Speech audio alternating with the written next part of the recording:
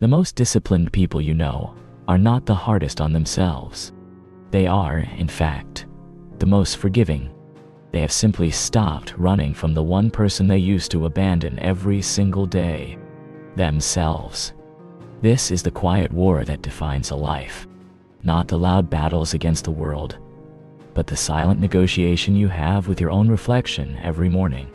This is about the two rooms inside you, the one you are building and the one you are fleeing from, and the one change that decides which one you live in. Picture two rooms. In both, the same person, the same life, the same potential, the same hours in the day. On the left, nothing dramatic happens. No great tragedy, no spectacular failure. Just a whisper. A small permission-giving whisper that says, "I'll do it tomorrow." The alarm rings, and the hand that hits snooze isn't lazy. It's a vote. It's a tiny daily vote for a future of exhaustion. The dish left in the sink isn't just a dish. It's a message sent forward in time, a promise of clutter to come. The word you don't say, the boundary you don't set, the truth you swallow because it's easier tonight. These aren't just moments. They are bricks.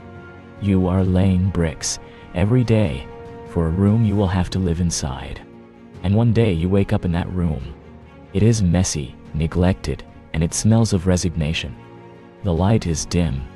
You look around and you think, how did I get here? But you built it, not with grand acts of sabotage, but with 1,000 small surrenders. You did not collapse. You eroded. Now look at the room on the right. Nothing magical happened here either. No lightning bolt of motivation. No fairy godmother of discipline. Just a different whisper. A quieter, less exciting one. It says, "Do it now." The alarm rings, and the body moves before the mind can complain. That is not hardness. That is a rescue mission. You are rescuing the future you from the despair of chaos. Cleaning a kitchen when you're tired isn't about cleanliness. It's about dignity. It's about telling yourself that your space, your mind, your peace matters. Going to bed when you could stay up scrolling isn't about sleep. It's about a covenant with the sunrise. It's saying, "I will meet you tomorrow ready, not ruined." Stopping when you've had enough. Speaking when it's difficult.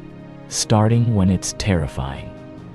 These are the boring, unromantic, utterly profound choices that build a different room.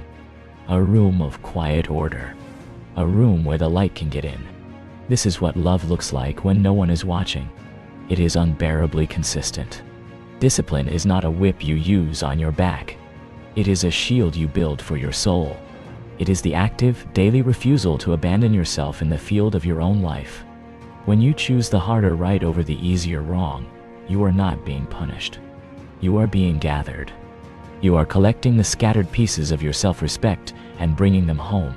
The world will give you a million reasons to leave yourself behind. To numb, to scroll, to consume, to complain, to blame. Discipline is the single reason you choose to stay. To sit in the uncomfortable silence with your own potential and say, "I have not left you. I am here. We will do this small, difficult thing together." I used to think discipline was about force, about gritting my teeth and white-knuckling my way through life. I thought it was about becoming so hard that nothing could hurt me. But that is just another form of abandonment. That is leaving the soft, sensitive, dreaming part of you in the cold because you think it's weak. True discipline is integration. It is the strong hand leading the tender heart. It is the part of you that knows how to work, holding the door open for the part of you that knows how to wonder. It is not a punishment. It is the highest form of self-care. It is saying, "I care about future me enough to act today. I won't leave myself in chaos. I won't make tomorrow clean up what I refuse to handle now." Self-love isn't soft. It's consistent. It's showing up. Anyone can feel inspired in a moment of passion. Very few are willing to build an environment, brick by brick, choice by choice, that protects their own dignity. The room you wake up in is a conversation with yourself. The habits you keep are messages you send forward in time. What are you saying? Are you saying, I will deal with you later? Or are you saying, I am here for you now? This is the one change. Not a change in your routine, but a change in your allegiance. A shift in your identity. It is the irreversible awakening where you realize you are not your own enemy to be conquered, but your own home to be built. And from that moment, everything is different. The daily choices are no longer chores. They are ceremonies. Making your bed is a ceremony of order.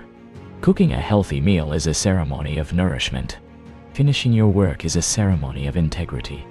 You are no longer fighting yourself. You are building a sanctuary for yourself. One choice at a time. There is a profound patience in this, but it is not weakness. It is the patience of a gardener who knows they cannot pull on the seedling to make it grow faster. They can only ensure the soil is fertile. The water is consistent. The sun is allowed in. You are that gardener for your own life.